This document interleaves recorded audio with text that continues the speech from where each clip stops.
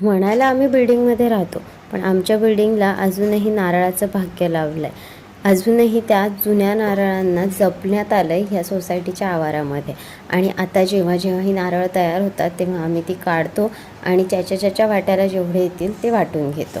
आता ह्या स्वतःच्या आपल्या हक्काच्या जागेमध्ये आलेल्या नारळांना एवढ्या प्रेमाने मम्मी काढल्यानंतर सगळे वेळेस सोलून ठेवते आणि अगदी जेवढे टिकवता येईल तेवढे टिकवण्याचा तिचा प्रयत्न चालू असतो.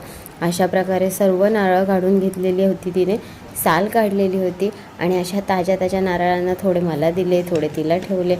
आता त्यातल्याच नारळाची ही रेसिपी आज तुमच्यासाठी, ही रेसिपी अगदी पटकन आणि झटकन होणारी घेऊन आली आहे.